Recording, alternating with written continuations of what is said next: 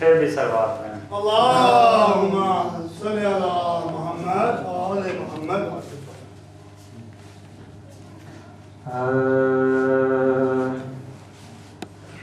یاد زینب کو،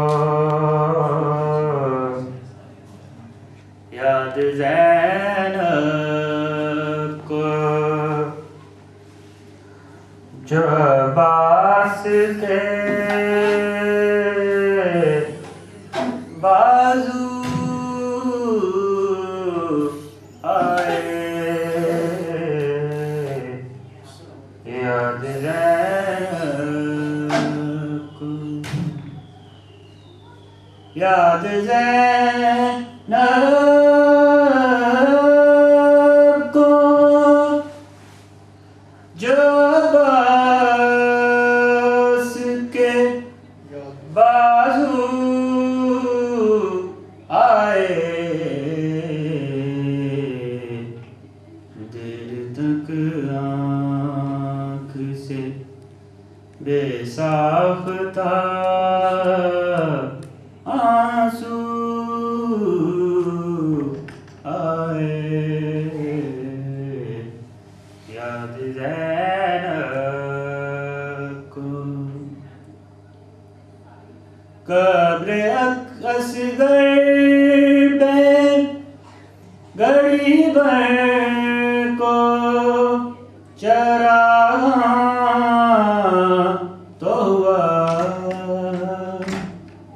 قبر اصغر پہ گڑی بھر کو چراغاں تو ہوا.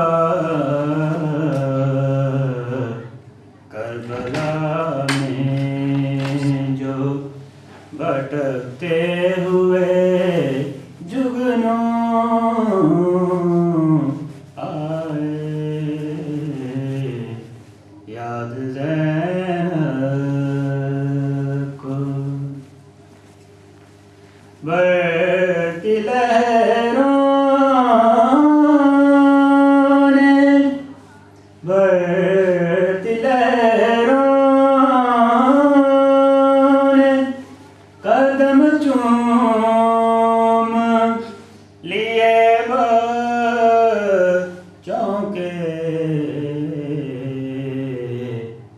چاند مسلم کے، چاند مسلم کے جو کوفہ میں لبے جو آئے. یاد زینب کو، جو عباس کے بازو آئے. اور ہم چھپا کر اسے رکھتے ہیں کفن میں محسن. ہم چھپا کر اسے رکھتے ہیں کفن میں محسن. خون شبیر کی جیسے خوشبو آئے. یاد زینب کو، جو عباس کے بازو آئے. دیر تک آنکھ سے بے ساختہ آنسو آئے. یاد زینب کو.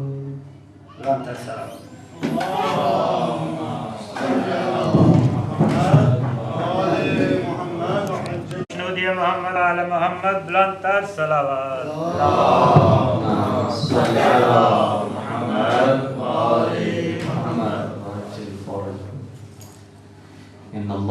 وملائكته يصلون على النبي يا أيها الذين آمنوا صلوا عليه وسلموا تسليما اللهم صل على محمد وآل محمد وعجل فرجهم.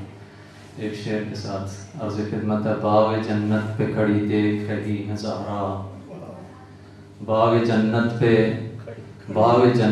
کھڑی دیکھ رہی ہے زہرا, کون آتا ہے میرے لال کو پرسا دینے. اور محمد علیہ بیت محمد صلوات. اللہم صلی علی محمد وآل محمد. Few words for my younger brothers, but before that میں قبلہ سے جسارت کی معذرت چاہتا ہوں. اجازت کے ساتھ جسٹ پرسہ دینے کے لیے حاضر ہوا ہوں. صلی اللہ علیہ یا رسول اللہ, صلی اللہ علیہ یا ابا عبداللہ, صلی اللہ علیہ یا ابن رسول اللہ. السلام علی الحسین وعلی علی ابن الحسین وعلى أولاد الحسين وعلى أصحاب الحسين الذين بذلوا محجهم دون الحسين عليه السلام. صلوات. اللهم صل على محمد وآل محمد. First of all, I would like to say condolence to my old brothers and sisters, especially our Al-Madin, who is delivering everyday speeches, and especially Imam of the time, Imam Zama, Ajjalallahu Muhammad. Brothers and sisters, time is very close to Imam of the time, because many symbols and many alamat of Zuhur Imam are appeared, and this time is really very close to Imam Zama Ajjalallahu Faraj Sharif. This time we should be aware, alert and be vigilant, especially our youth, because in future responsibilities and all duties are in the hand of our youth. So this time is time of challenge. Alhamdulillah, we have this type of majalis and azadari, and we gather from first Muharram till 40th, and all the year we commemorate these type of great and infallible personality, and we take lessons from these personalities. We should say to thanks our parents, especially our mothers, those brought up in this atmosphere. So we could say Labbaik Ya Hussain. We could remember these type of personalities. Those souls are great and they make us so vigilant. We can feel something in our hearts, and we should say to thanks Allah subhanahu wa ta'ala who bestowed us this type of great opportunity. And this tawfiq is great tawfiq really when we come for Azadari, and especially when we have these type of opportunities, tawfiqat, these great tawfiqat, we should say thank you to Allah subhanahu wa ta'ala, and especially our parents. Alhamdulillah Rabbil Alameen. From first day till now, we are commemorating our Mazlumeen, Shuhada Karbala, and in this remembrance, in this majalis, we can have so many lessons and teachings from our Aima, and there are so many role models. We can follow their footsteps. Say salawat. Allahumma salli ala Muhammad wa ali Muhammad. Once again, for a long life of our leader, salawat. Allahumma salli ala Muhammad wa ali Muhammad. Once again, for safety and security and all ulama and azadaran in Pakistan and all over the world, salawat please.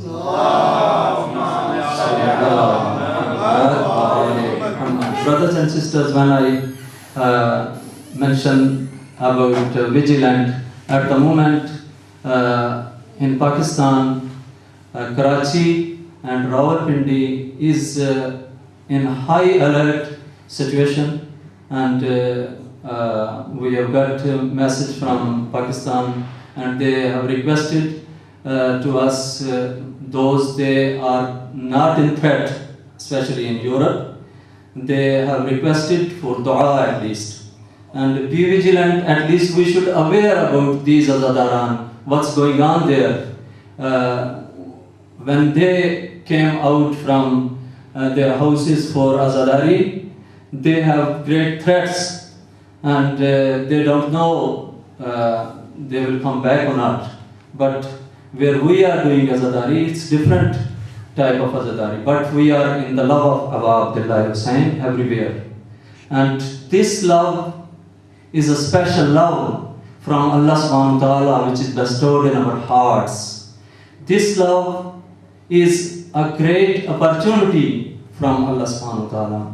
That's why I mentioned in the beginning that we should say to thank you, our parents and Allah subhanahu wa ta'ala. And when we think about this, that this type of love which is bestowed in our hearts, there are other greater level of love, like when you heard the love of Azadaran or followers of Imam Hussain alayhi salam, they followed Abu Abdullah Hussain during Karbala. They have special love. When we compare this love with the companion of Abu Abdullah Hussain, they sacrificed upon Abu Abdullah Hussain.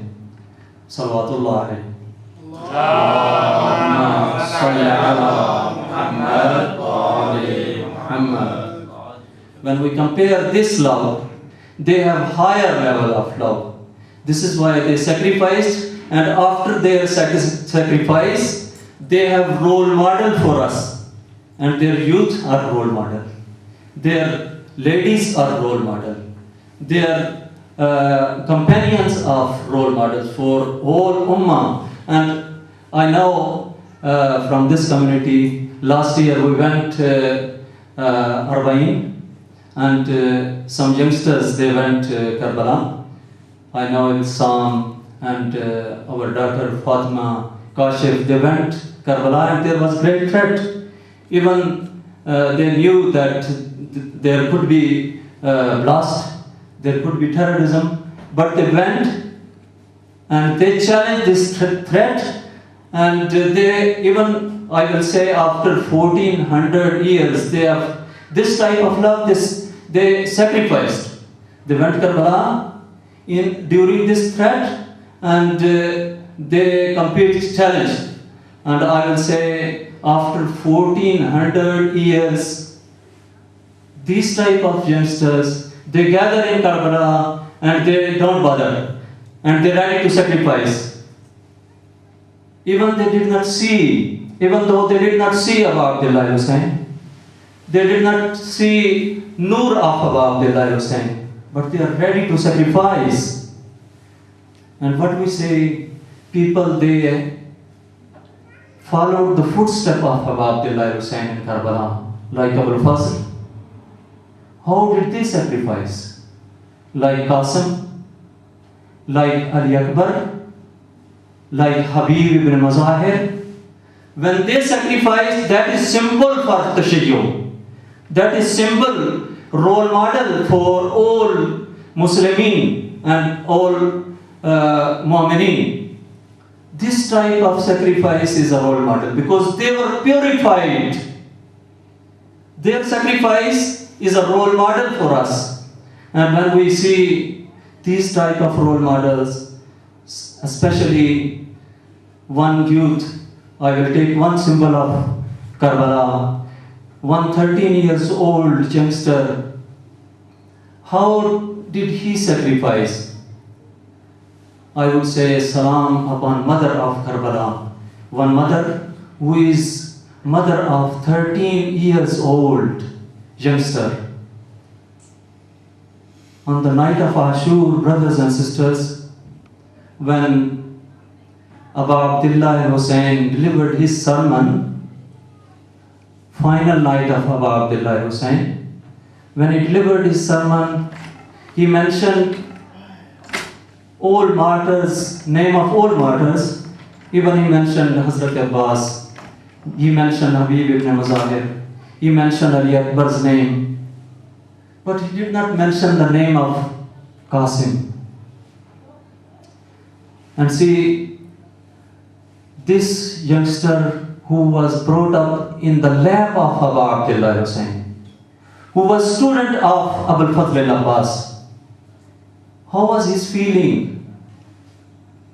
when Abu Abdullah Hussain delivered sermon and he mentioned all names of Shahada, and when Qasim saw that his name is not mentioned, it is in the history of Karbala, Hazrat Qasim went in the corner and started crying. See, youth of Karbala, when he started crying, after that his mother came to Hazrat Qasim and she tried to counsel Hazrat Qasim, and she felt what's going on, why he is crying. And she took one taweez, letter of his father Imam Hassan alayhi salam. He reminded to Hazrat Qasim, he said, my dear son Qasim, can you take this letter of your father? He took that letter and he kissed, and he took to Abu Abdullah Hussain. He went in the court of Abu Abdullah Hussain and he stood in front of Abu Abdullah Hussain for permission of martyrdom, for permission of sacrifice upon Abu Abdullah Hussain. When he stood in front of Abu Abdullah Hussain, Abu Abdullah Hussain was silent. Imam Hussain alayhi salam was really thinking, and he knew what he wanted. When he gave the letter of Imam Hassan alayhi salam, Abu Abdullah Hussain alayhi salam did not reply. And what he did, Hazrat Qasim did a special role, and this is a lesson for us. How he was asking to sacrifice upon Abu Abdullah Hussain. He started to kissing the hand of Imam Hussain alayhi salam, and he put his head on the feet of Abu Abdullah Hussain. He said, "Oh my uncle, is it possible, can I sacrifice upon you?" And he was very little age, small age. It is recorded in history of Karbala that youth of Karbala, Qasim was only 13 years old and he could not ride on the horse. When he asked permission from Abu Abdullah Hussain, about many hours Abu Abdullah Hussain was silent. When Imam Hussain alayhi salam said to Qasim, tomorrow not only you will sacrifice, even your brother Ali Asghar will be sacrificed and he will be martyred as well. Hazrat Qasim was crying loudly. He said, oh my dear uncle, these Yazidi, they will surround and they will attack upon our camps.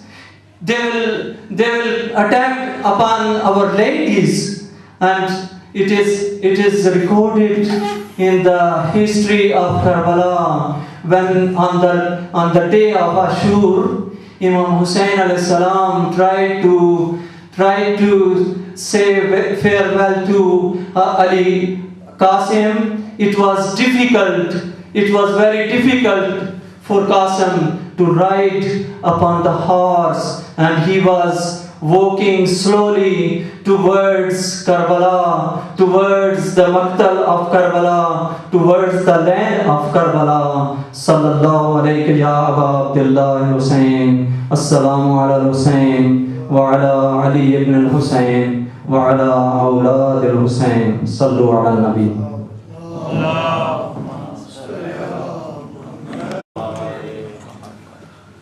أعوذ بالله من الشيطان اللعين الرجيم بسم الله الرحمن الرحيم الحمد لله رب العالمين الصلاة والسلام على سيدنا ومولانا وشفيع ذنوبنا حبيب الله بالقاسم مصطفى محمد اللهم صل على محمد وآل محمد وعلى أهل بيته الطيبين الطاهرين المعصومين لا سيما بقية الله العظم ولعنة الله على أعدائهم ومنكري فضائلهم ومصائبهم أجمعين من الآن إلى يوم الدين.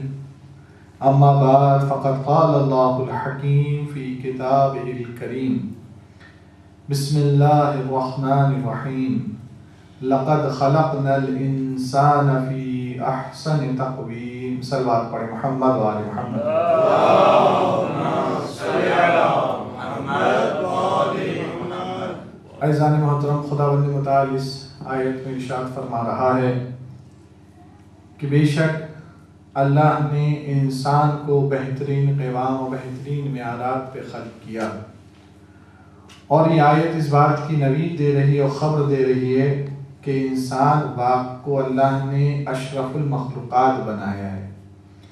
یعنی از حیث خلقت جو ہے انسان اشرف المخلوقات ہے، لیکن وہ اپنی اس اشرفیت کو باقی رکھ سکتا ہے یا نہیں رکھتا ہے، یہ انسان کے اپنے اعمال پر ڈیپینڈ کرتا ہے. اللہ نے اس کو جو ہے اس گریڈ کے اوپر، اس لیول کے اوپر، اس درجے پہ خلق کیا ہے جو تمام مخلوقات میں سب سے بہتر درجہ تھا. کل میں نے انسان کی اجتماعیت کی طرف گفتگو کی تھی، لیکن پہلے میں اس گفتگو کو جو میں نے پرسوں چھیڑی تھی اس کو کمپلیٹ کر لوں، کیونکہ کل میرا موضوع نہیں بن رہا تھا اس میں کو بیان کرنے کا. عزیزان محترم، آج پرسوں کی مجلس میں جو کیا تھا، میں نے یہ کیا تھا کہ یہ وہ افراد جو ائمہ ہیں، جو انبیاء ہیں، جو مرسلین، جو انسان کامل ہیں، جو اولیاء الہی ہیں، جو معصوم ہیں، اپنے زمانے کے زاہد ترین افراد، اپنے زمانے کے عابد ترین افراد، اپنے زمانے کے متقی ترین افراد، جس جہیز سے آپ دیکھیں، علم کی جہیز سے دیکھیں، عمل کی جہیز سے دیکھیں، اخلاق کی جہیز سے دیکھیں، عقیدے کی جہیز سے دیکھیں، جس جہیز سے دیکھیں، یہ کامل ترین شخصیات ہیں. لیکن ہم کو یہ نظر آتا ہے کہ لوگ ان کے ساتھ نہیں ہوتے، لوگ ان کا ساتھ نہیں دیتے. اس کی میں نے کافی ایک تفصیل بیان کی تھی کہ ولی خدا کے ساتھ، ایک انسانی کامل کے ساتھ، ایک معصوم کے ساتھ چلنے کے لیے انسان کو اپنے کردار کو بہت پاک کرنا پڑتا ہے.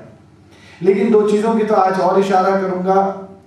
اہل بیت علیہ السلام جو اپنے زمانے کے پاک ترین ہستیاں تھیں، اور 1400 برس گزر جانے کے بعد بھی یہ کہا جاتا ہے، اور نہ صرف شیعہ بلکہ ہمارے برادران اہل جو سنت ہیں ان کی بھی کتب اٹھا کے دیکھ لیں، ہمارے 14 معصومین کے لیے، ہمارے یہ 12 ائمہ کے لیے جس نے بھی قلم اٹھایا ہے، جس بھی معصوم کے لیے قلم اٹھایا ہے، اس نے یہی لکھا ہے کہ اپنے زمانے کا عالم ترین تھا، اپنے زمانے کا زاہد ترین تھا، اپنے زمانے کا متقی ترین شخص تھا.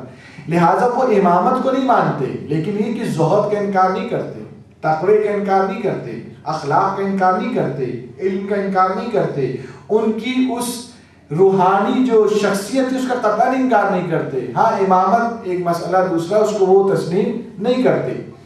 یہ تھے، اس کے باوجود لوگ کیوں ساتھ نہیں دیتے تھے؟ اس کی ایک وجہ یہ تھی کہ ائمہ اطہار میں اور لوگوں کے درمیان فرق تھا ایک بہت بڑا. لوگوں کے اہداف اور لوگوں کے مقاصد جو ہوتے ہیں وہ اکثر مادی ہوتے ہیں، اکثر ظاہری ہوتے ہیں، اکثر ایسے ہوتے ہیں کہ وہ جلدی حاصل کرنا چاہتے ہیں. اہل بیت کے مقاصد اور اہداف ایسے نہیں تھے، کسی بھی نبی کے ایسے نہیں تھے، کسی بھی رسول کے ایسے نہیں تھے.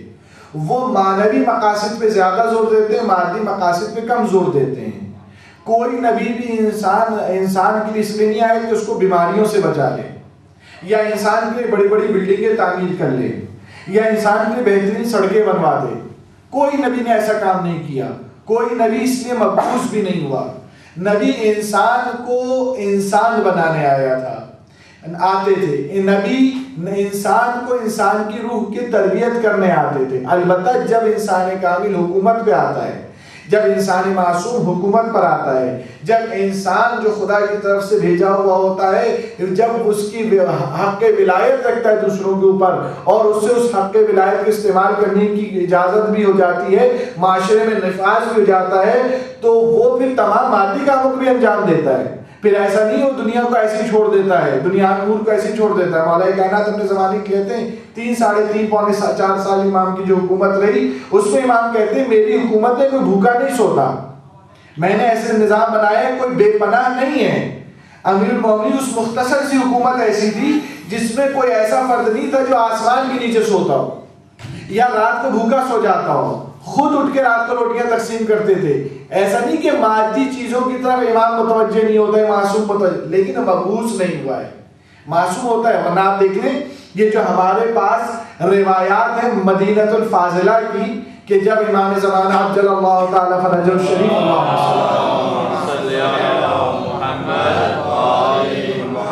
تو وہاں پر اسے امام کا جب ظہور ہوگا، آپ کی جو حکومت قائم ہوگی، تو وہاں پہ صرف نمازیں تھوڑی پڑھی جائیں گی. وہاں پہ یہ تھوڑی ہوگا ہر مسجد میں صرف قرآن ہی پڑھا جا رہا ہوگا. وہاں ہر جہت سے مدینہ فاضلہ کی تعریف کیا ہے؟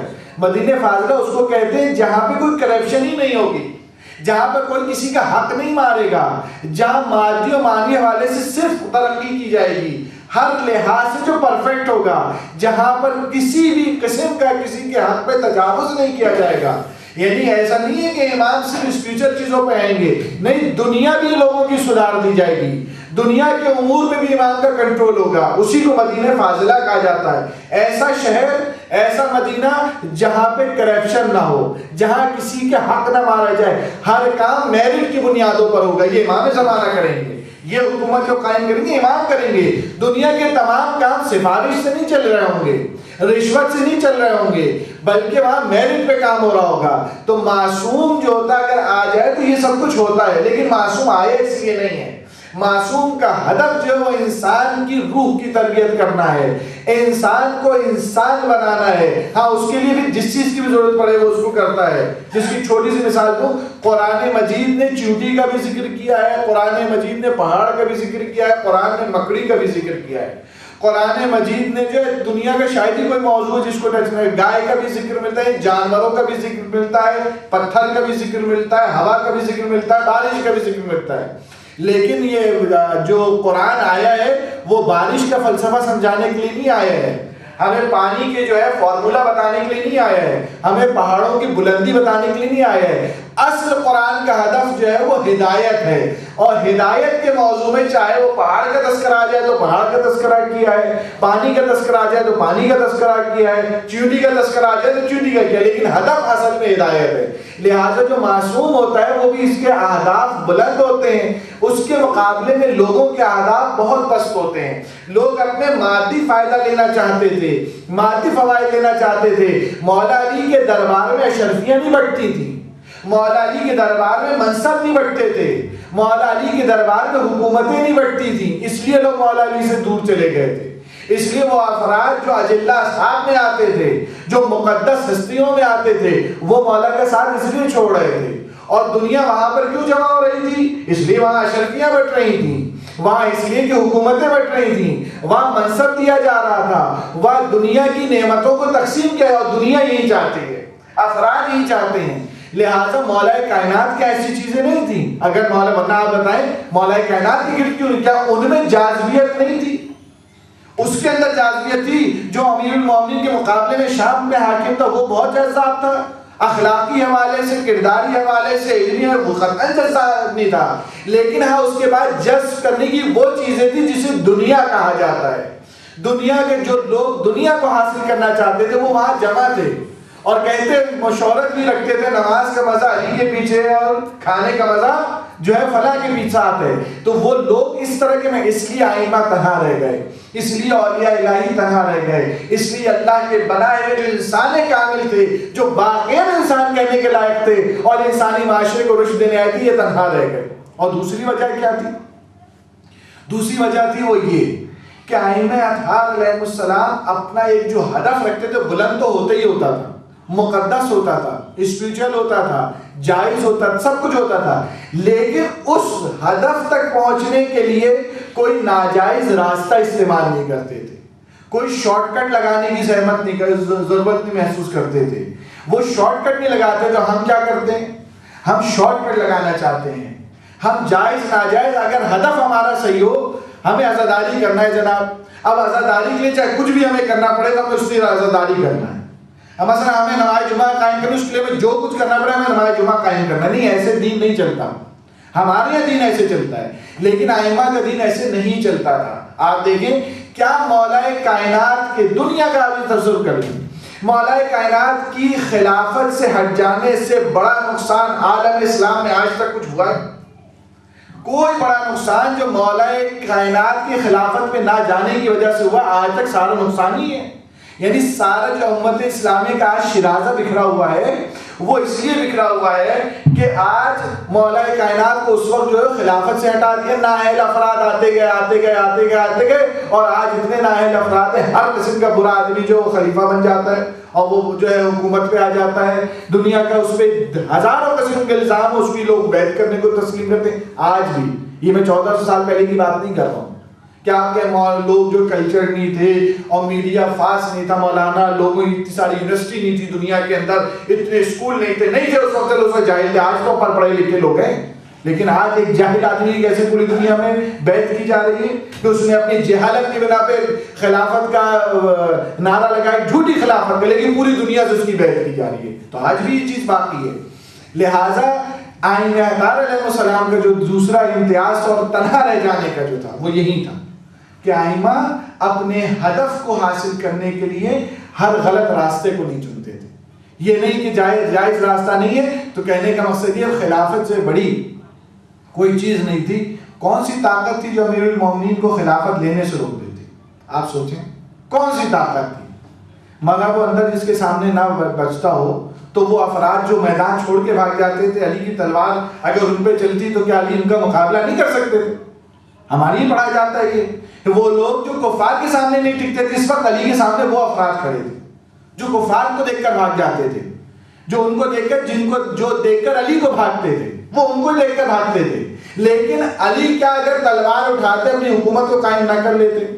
لیکن اس حکومت کا فائدہ نہیں تھا جو زور و زبردستی قائم ہوتی، فائدہ نہیں تھا. اسلام و دین کا اس میں فائدہ نہیں تھا. وقتی طور پہ فائدہ تھا، وقتی طور پہ شاید امیر المومنین فاتح کہلاتے، کامیاب کہلاتے، لیکن آج تک جو علی کی حکومت باقی ہے، آج تک دنیا میں جو علی کا احترام شاید اس طرح سے نہ ہوتا. کہتے علی بھی اسی طرح کے تھے جیسے دنیا کا ہر حاکم ہوتا ہے، اپنی حکومت لینا چاہتا ہے، علی نے بھی لے لی تھی.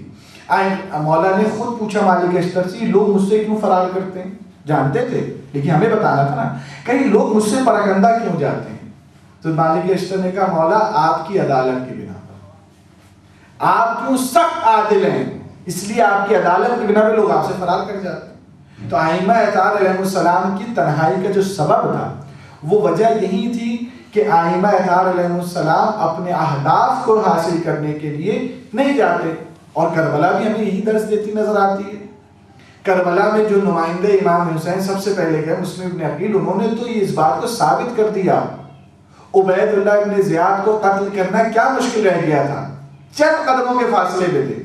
آرام سے وہ فتنہ ختم ہوتا تو قیام کوفے کا نہیں ٹوٹتا، وہ قیام ویسے ہی رہتا، امام حسین آتے، امام حسین اسی قیام کو آگے لے کے چلتے۔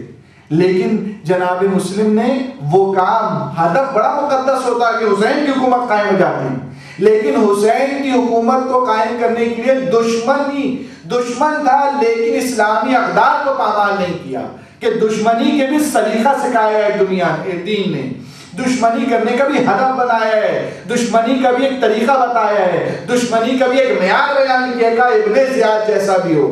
مسلم نے کہا میری مردانگی اجازت نہیں دیتی گھر آئے مہمان کو بغیر اس کو بتائے ہوئے، بغیر اسلحے کے اس کو شمخون مارا جائے، اس پہ حملہ کر دوں، کر دیتے تو شاید امام حسین کی، لیکن اس حکومت کا فائدہ نپنے والا نہیں تھا، اس میں وہ قداست نہیں آنے والی تھی۔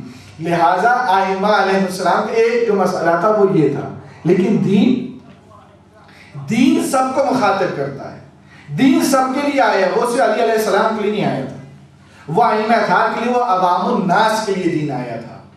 دین کا تعلق جو ہے، دین چاہتا ہے سب کو از حیث امت دیکھتا ہے دین، وہ دین جو کہ امیر المومنین کو خطاب کرتا ہے، وہیں دین ایک عام شیعہ کو بھی خطاب کرتا ہے اور غیر شیعہ کو بھی خطاب کرتا ہے، کیوں قرآن کے خطاب میں فرق نہیں ہے۔ اگر قرآن کہہ رہے سلو یا قرآن کہتا ہے سوم تو اس کے معنی نہیں ہے امیر المومنین کا یہ حکم متوجہ نہیں، سلو تو سب کے لیے ہے، سب نماز پڑھو، اگر سمے تو سب کے لیے ہے کہ سب روزہ رکھو۔ قرآن کے جتنے احکام ہیں وہ تمام امت کے از حیث امت ہیں، اور قرآن یہی کانسیپٹ دینا چاہتا ہے جو کہ ہم آج تک نہیں سمجھ سکے، ہم آج تک نہیں سمجھ سکے، امت اسلامی آج تک نہیں سمجھ سکی۔ اس کی ایک مثال بیان کروں کہ آپ سے اگر میں یہ کہوں کہ دنیا میں کبھی کوئی ایسا وقت آیا ہے کہ تمام افراد صحت مند ہوں، تو آپ کہیں گے نہیں۔ اچھا کبھی ایسا وقت آیا ہے کہ دنیا میں کوئی فرد جو ہو مقروض نہ ہو، آپ کہیں گے نہیں۔ میں کہوں ایسا کبھی دنیا وقت آیا کہ جو بھی صبح اپنے گھر سے مسافر نکلا بغیر ایکسیڈنٹ کے واپس آ گیا، دنیا میں کہیں ایکسیڈنٹ ہی نہ ہوا، ہر مسافر ساتھ خیریت گھر پہنچ گیا، ایسا بھی دن نہیں گزرتا، کبھی ایسا نہیں ہوتا۔ تو ایسا آج تک نہیں ہوا ہے اور آئندہ بھی کوئی ہونے کی امید نظر نہیں آ رہی کہ آئندہ بھی کوئی دن ایسا آئے گا کہ جس 24 آورز کے اندر تمام دنیا کے افراد صحت مند ہوں گے، دنیا کے تمام افراد مقروض نہیں ہوں گے، بلکہ اب تو قرض بڑھتا جا رہا ہے۔ جب سے کریڈٹ کارڈ کا سسٹم آیا، یہ یہودی نظام جب سے آئے تو قرض بڑھتا جا رہا ہے، اب تو مقروض افراد کی تعداد بڑھی، اب تو اب دنیا میں ایسے افراد ڈھونڈنا مشکل نظر آ رہے ہیں جن کی گردنوں پہ قرض نہ ہو۔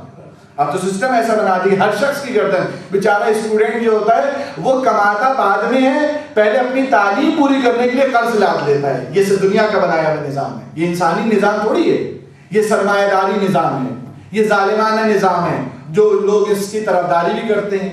یہ ظالمانہ اسلام نے تو یہ نظام نہیں دیا۔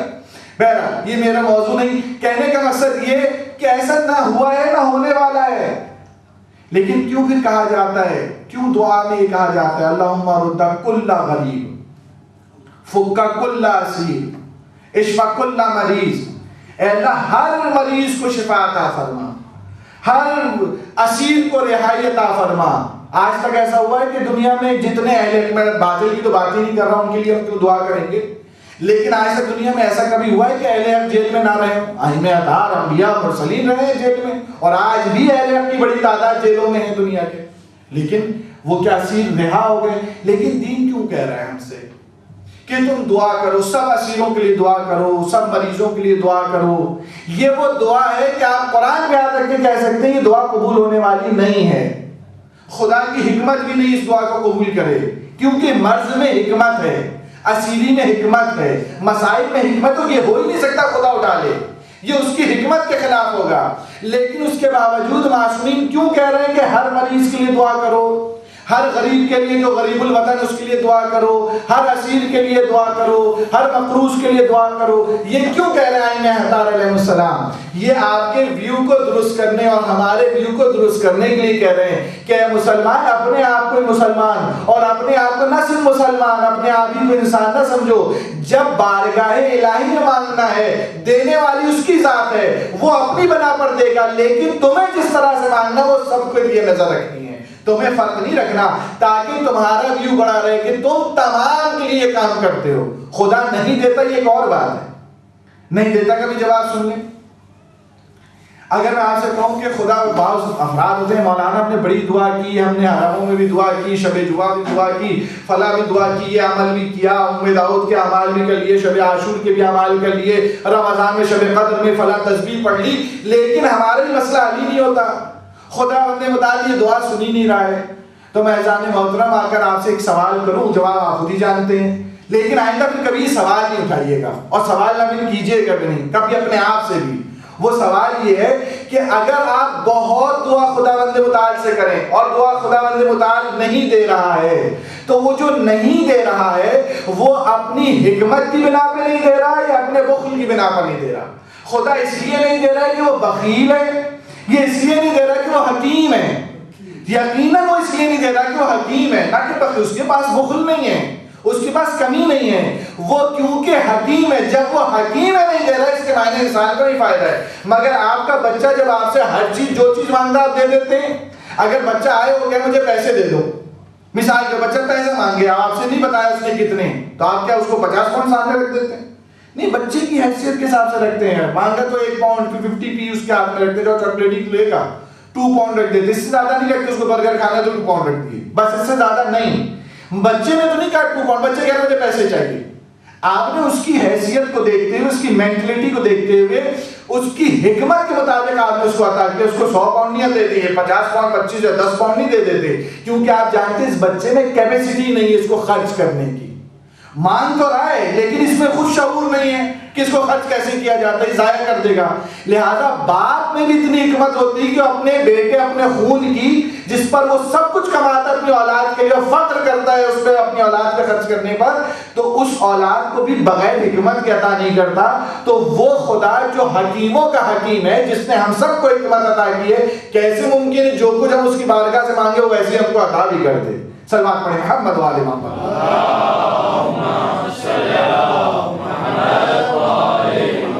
لہذا خدا عطا نہیں کرتا، یقیناً وہ بخیل نہیں ہے، وہ حکیم ہے. لیکن ہاں از حیث مسلمان، از حیث امت جو ہے وہ انسان کے کانسیپٹ کو درست کرنا چاہتا ہے. ورنہ آپ دیکھیے دن میں 5 مرتبہ آپ نماز پڑھتے ہیں، 5 مرتبہ، اور 5 مرتبہ نماز واجب تو نہیں ہے نا جماعت سے پڑھنا، جماعت سے پڑھنے کا ثواب بہت زیادہ ہے، بہت تاکید ہے نماز جماعت کی، لیکن واجب تو پھر بھی نہیں قرار دیا گیا. نماز واجب تو وہی فرادہ ہے، فرادہ نماز انسان پڑھتا ہے. لیکن نماز انسان فرادہ پڑھ رہا ہو، چاہے نماز وہ انسان جماعت سے پڑھ رہا ہو، لیکن جو لفظ استعمال کرتا ہے وہ جمع کا پلورل صیغہ استعمال کرتا ہے. اہدنا الصراط المستقیم، ایاک نعبد و ایاک نستعین. اے خدا ہم تیری ہی عبادت کر، میں نہیں، ہم تیری عبادت. کھڑے اکیلے ہم مصلی پر، اے لو یار صاحب تو نہیں کھڑے کہ ہم اللہ میں ہم عبادت کرتے، نہیں، اکیلے بھی ہو. حکم کیا ہے؟ نعبدو کہنا ہے. حکم کیا ہے؟ نستعین. جھوٹ بولنا اللہ میاں کے سامنے کھڑے ہوئے کہ ہم تیری عبادت کرتے. ہم کہاں ہیں؟ اکیلے کھڑے ہوئے تو ہم کہاں ہیں؟ میں عبادت کرتا ہوں. ہاں جماعت میں نعبدو پڑھیں، جماعت میں جو ہے وہ نستعین پڑھیں، لیکن اکیلے بھی نماز میں اہدنا الصراط، اہدی نہیں کوئی کہتا، اہدی نہیں کہتا میری ہدایت کر. کیا وجہ ہے؟ اس لیے خدا بند متعال یہ درس دے رہا ہے، دن میں 10 مرتبہ درس دے رہا ہے، کہ سورہ ہم تو 10 مرتبہ پڑھی جاتی ہے. 10 مرتبہ خدا ہر مسلمان کو یہ درس دے رہا ہے، تم تنہا نہیں ہو، تمہارے ساتھ اور بھی ہیں. تم اپنے لیے ہدایت طلب نہ کرو اس سے. آ گئے ہو مسئلے، میں نے تو ہدایت دے دی کہ مسئلے پر آ گئے ہو، لیکن دوسروں کی بھی ہدایت کا اہتمام کرو. اپنے آپ کو عابد و زاہد نہ سمجھو، دوسروں کے ساتھ سمجھو کہ جیسے وہ عبادت کرتے ہیں خدا ہم بھی عبادت کرنے والے ہیں.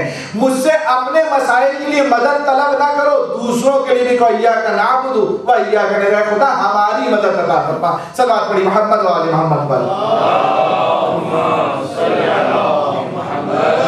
تاکہ امت کا کانسیپٹ آ جائے. امت کا کانسیپٹ خدا بند متعال دینا چاہ رہا ہے تاکہ اجتماع کا کانسیپٹ آ جائے. انسان نماز میں آپ دیکھیے، یہ تو میں نے ابتدا بتا دی، نماز کی انتہا کیا ہے؟ السلام علینا وعلی عباد اللہ الصالحین. آپ کو کیا پتا عباد اللہ الصالحین کہاں پر ہیں اور کون عباد اللہ الصالحین ہیں؟ اور نماز خود پڑھ رہے ہیں تو السلام علیکم نہ کیوں کہہ رہے ہیں؟ ہم پر کیوں؟ اکیلے. لیکن نہیں، وہاں ہم پر سلام ہو، اور اے خدا جہاں بھی تیرے عباد الصالحین ہیں ان سب پر سلام ہو. یعنی اللہ کہہ رہا ہے دیکھو سلامتی کی بھی دعا کرنا تو اپنے لیے اکیلے نہ کرو، بلکہ جہاں جہاں میرے عبد الصالح ہیں تو ان سب کے لیے سلامتی کی دعا کرو، کیونکہ دینے والا میں ہوں، تمہیں مانگنے میں کیوں بخل ہے؟ میں عطا کروں گا، مجھے جسے دینی ہوگی میں دوں گا، نہیں کہ وہ میری حکمت ہے. لیکن تم بخل اندازی نہ کرو، تم اپنے آپ کو تنہا کہ اپنے لیے انسان کھڑا ہو گئے اللہ مجھ پر سلامتی نازل فرما میرے گھر والوں پر. کہا نہیں، نہ گھر والوں پر نہ مجھ پر، بلکہ ہم سب پر سلامتی نازل فرما. اور اے خدا وعباد اللہ الصالحین، جہاں جہاں تیرے صالحین بندے ہیں وہاں وہاں مجھ پر سلامتی نازل فرما. یہ خدا بندے پورے دن میں ہمیں روز آنا یہ درس دے رہا ہے، لیکن ہم اپنے ویو کو صحیح نہیں کر پا رہے. ہم اپنے ذات میں ہیں، اپنے خول میں ہیں، اپنے نفس میں ہیں، اس نفس سے ہم نکل ہی نہیں پا رہے ہیں. اسلام وہ مذہب ہے جو انفرادیت کا بھی مذہب ہے، جو اجتماعیت کا بھی مذہب ہے، لیکن انفرادیت پر اسلام نے اجتماعیت کو ہر چیز میں فوقیت دی ہے، ہر چیز میں فوقیت دی ہے.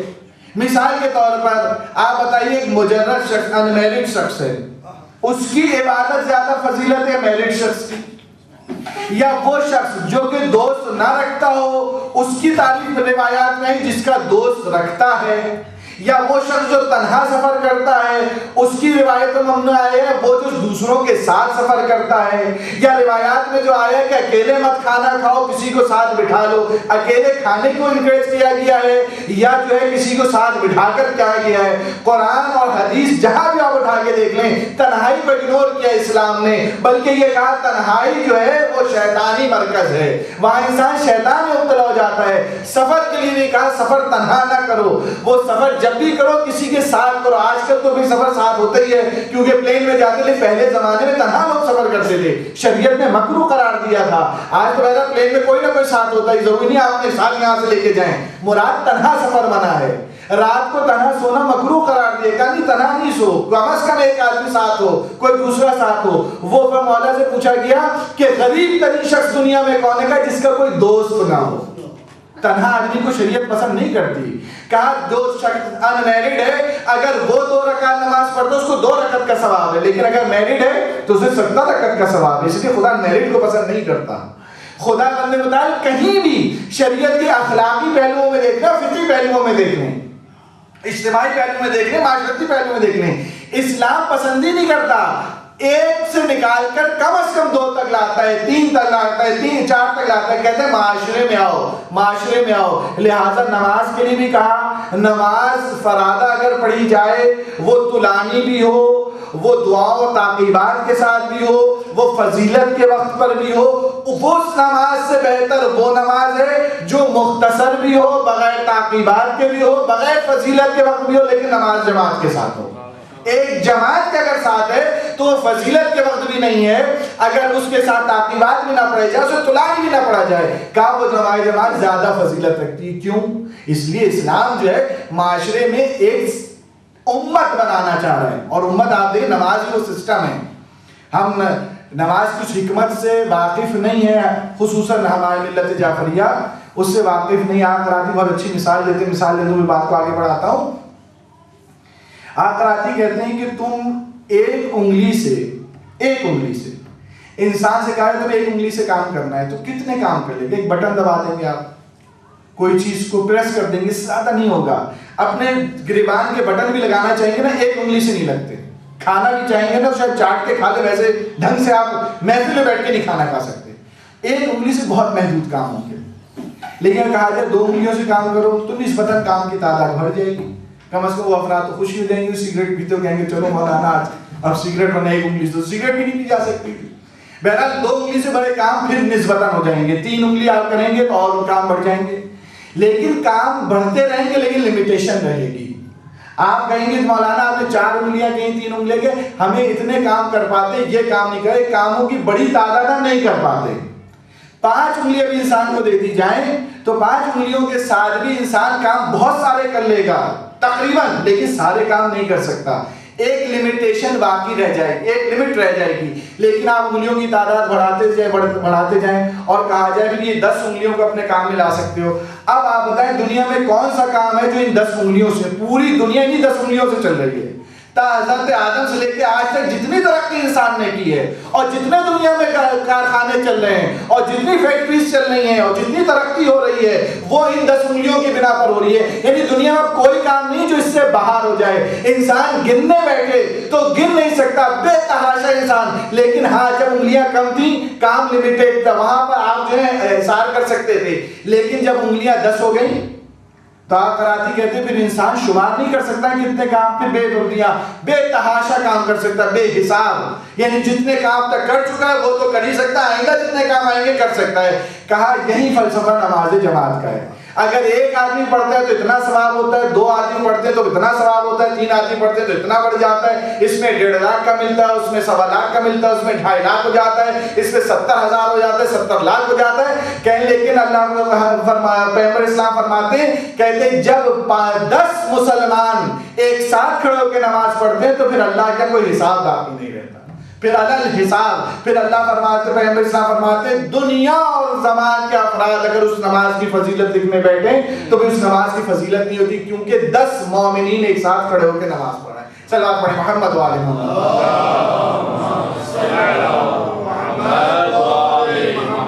صلوات پڑھیں محمد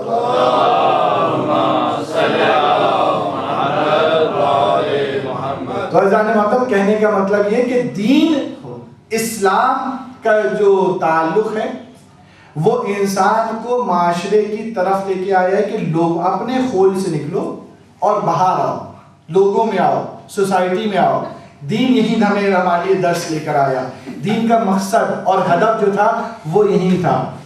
اللہ تعالیٰ کی آپ جتنی عبادات دیکھ لیں, نماز ہو چاہے روزہ ہو, زکات, سب میں آپ دیکھیں اجتماعیت بہت زیادہ ہے. اور اجتماعیت کی آپ لمٹ سے اجتماعیت اسی عبادت کے ذریعے, اسی فقہ کے ذریعے, یہ فقہی احکام کے ذریعے اللہ تعالیٰ نے کس طرح سے امت کو گیدر کیا ہے. نماز جماعت کے لیے کوئی لمیٹیشن نہیں ہے, ہر شخص اپنے محلے میں نماز پڑھ سکتا ہے نا.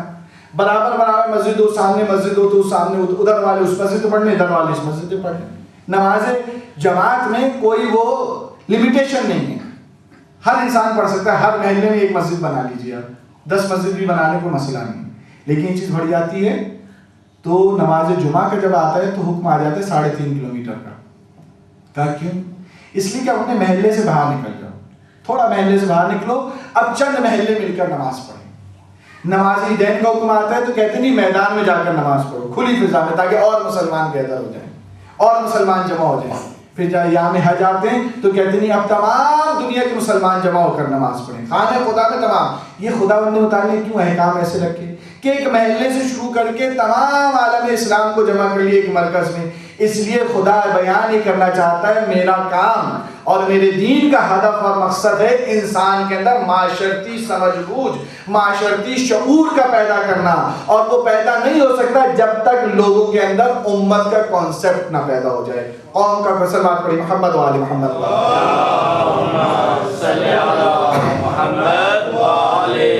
محترم معذرت, میں نے اپنی گھڑی کی طرف دیکھا, ٹائم ہو چکا ہے, ذہن سے اتر گیا تھا. بہرحال میں خلاصہ کرتا ہوں کہ خداوند متعال نے یقیناً عزیزان محترم یقیناً اس طرح سے کیا.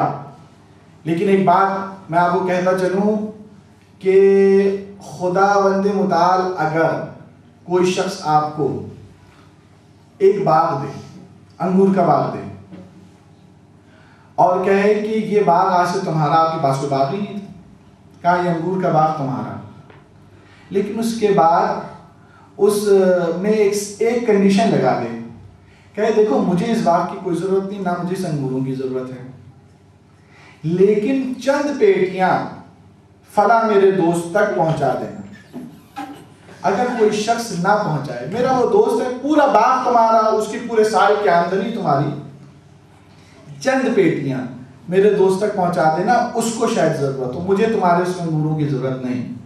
آپ بتائیں جس کا اپنا باغ نہیں تھا, اس نے اپنا باغ, اس کو باغ دے دیا گیا اور اس سے چند پیٹی مانگی جائے اور وہ پھر اس سے انکار کر دے, نہ دے, تو اس کہنے کتنا بخیل ہے, وہ کتنا بخیل شخص ہے. تو کیوں؟ اس لیے کہ اس کا کچھ نہیں تھا, اس کو دیا گیا, اس میں سے چند پیٹی مانگی گئی. عزیزان محترم ہمارے ساتھ ایسا نہیں. دنیا کی ہر نعمت جو ہے خداوند متعال نے دی ہے, ہر نعمت خدا نے دی ہے, جو رزق ہے خداوند متعال نے دیا ہے. خدا کہتا ہے کہ مجھے تمہارے مال کی بھی ضرورت نہیں ہے، مجھے تمہاری جو ہے ہدیے کی بھی ضرورت نہیں ہے، تمہارے صدقات کی بھی ضرورت نہیں ہے، لیکن ضرورت مند افراد کی طرف ہم خمس کیوں نہیں دیتے؟ اللہ کہتا ہے تمہاری آمدنی ہے نا، میں نے تو دیا ہے سب کچھ، لیکن نہیں دیتے۔ ہم چیریٹی کیوں نہیں دیتے؟ یہ کیوں نہیں؟ اللہ کا دیا ہوا مال ہے، سب کچھ خدا نے دیا، اس میں سے وہ بھی نہیں مانگ رہا، وہ کہتا ہے جہاں ضرورت ہے وہاں خرچ کر دو، خدا کہہ رہے ہیں۔ اور انسان نہ دے تو کتنا بخل ہے، کتنا بخل ہے۔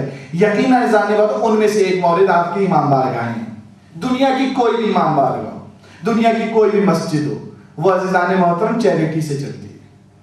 اس کا آج تک آپ نہ دیں، کوئی نہ دے، میں نہ دوں، کوئی فرق نہیں پڑتا، امام بارگاہ بند نہیں ہو جاتی۔ آج تک کوئی مسجد امام بارگاہ اس لیے بند نہیں ہو گئی کہ اس کا اخراجات نہیں تھے، وہ آدمی بدقسمت رہ گیا جو کنٹریبیوٹ نہیں کر سکا۔ خدا کا کام چلتا ہے اور چلتا رہا، آج تک چلتا رہا، قیامت تک چلتا رہے گا۔ ہماری ذمہ داری ہے یقیناً اپنی امام بارگاہ کو جب آپ کو فیسلٹیز دیتی ہے، آپ کے لیے سروسز فراہم کرتی ہے، تو یہ آپ ہی کی اس سے چلتی ہے، ماشاءاللہ آپ لوگ دیتے ہیں، لیکن مزید آپ جو ہے تعاون کریں، کیونکہ بہرحال اس میں تعاون، یہ تعاون جو ہوگا قیامت کے دن کام آنے والا ہے۔ یہ وہ تعاون ہوگا کہ جس میں سب سے آسان ہوتا ہے مال سے تعاون کرنا، ورنہ جانے میں ہوتا ہم تو کربلا کے ماننے والے ہیں جہاں پہ جان سے تعاون مانگا گیا تھا۔ اور اس طرح سے کہ حضرت قاسم بیٹھے ہوئے تھے اور محضر نامہ پڑھا جا رہا تھا، تو محضر نامے پڑھتے پڑھتے حضرت قاسم کا نام نہیں آتے، ایک مرتبہ رو کر کہتے ہیں چچا کیا میری شہادت نہیں ہے کل؟ کہا نہیں بیٹا تیری بھی ہے، تیرے بھائی علی اصغر کی شہادت ہے۔ تو ایک مرتبہ غیرت ہاشمی بولتی ہے کہ اے چچا کیا یہ ملعون خیمے تک آ جائیں گے؟ تو مقاتل میں نہیں ملتا، امام نے کہا وہاں خیمے تک آ جائیں گے۔ امام نے اس بات کو اگنور کیا، جانتے تھے قاسم میں بچہ ہے، کیسے کہہ دیتے اتنی بڑی مصیبت۔ کہا نہیں بیٹا تیرا بھائی مقتل میں جائے گا، جبکہ خیمے میں آنا تھا اشتیاق۔ امام نے حضرت قاسم کو نہیں جواب دیا، کہا نہیں بھائی تیرا بھائی لشکر میں جائے گا، تو مطمئن ہو گئے۔ کہا بیٹا یہ تو بتاؤ کہ موت تمہاری نظر میں کیسی ہے؟ کہا لا من العسل، کہا چچا جان یہ موت شہد سے زیادہ شیریں ہے۔ لیکن عزیزان محترم جب مقتل کا وقت آیا، اس وقت قاسم کئی مرتبہ اجازت لینے آئے، اور محمد جا چکے تھے، حضرت مسلم نور سجا، حضرت حبیب، بہت سارے لوگ، حضرت علی اکبر، یہ سب جا چکے تھے، لیکن حضرت قاسم کو اجازت نہیں مل رہی تھی، روایت نہیں مل رہی تھی اجازت۔ حضرت قاسم پریشان، کیوں؟ اس لیے کہ جب آتے امام حسین گریا کرتے، کہتے تم میرے بھائی کی نشانی ہو، میں اجازت نہیں دے سکتا قاسم، تم میرے بھائی کی نشانی ہو۔ ایک مرتبہ قاسم کو دیکھا ماں نے دیکھا کہ قاسم اپنے گھٹنوں پہ سر رکھ کے رو رہا ہے۔ کہا بیٹا تو کیوں رو رہا ہے؟ کہا بابا امی بات یہ ہے شاید میں یتیم ہوں، اس لیے میری بات نہیں سنی جا رہی، سب جو ہے جانے والے جا رہے ہیں، مجھے اجازت نہیں ملتی، اگر آپ مجھے چچا جان سے اجازت دلا دیں۔ ایک مرتبہ ماں چلتی ہے لے کر، جاتی پھوپھی کے خیمے میں، کہتی زینب آج آپ کی مدد کی ضرورت ہے، حسین سے اس کو اجازت دلا دیں۔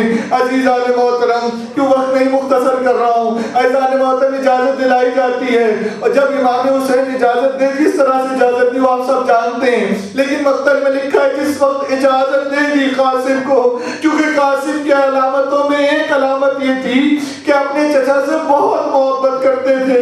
جب مرنے کی اجازت مل گئی تو قاسم نے چہرے کو جناب حسین کو بٹھایا اور ماتھے سے لے کے پیروں تک بوسہ دینا شروع کیا کہ چچا کا آپ کا شکریہ کہ آپ نے اپنے اوپر قربان ہونے کی اجازت دی۔ لیکن امام علیہ السلام فرماتے بیٹا تو میرے بھائی کی نشانی ہے، اس لیے بڑی احتیاط سے جنگ کرنا، اس سے پہلے تو گھوڑے سے گرے مجھے آواز دے دینا۔ عزیز و قاسم کو بٹھایا، لیکن مقتل میں ملتا ہے جب قاسم کو بٹھایا اتنا سخت تھا کہ رکابوں میں پیر نہیں جا رہے تھے قاسم کے، قاسم اسی انداز سے بابا گئے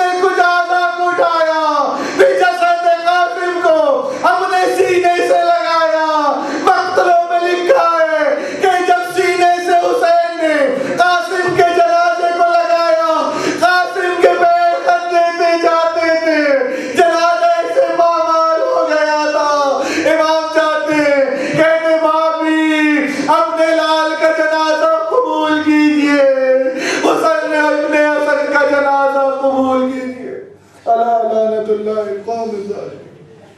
خدا ہماری اس قلیل عبادت کو قبول فرمائے. ماتا صاحب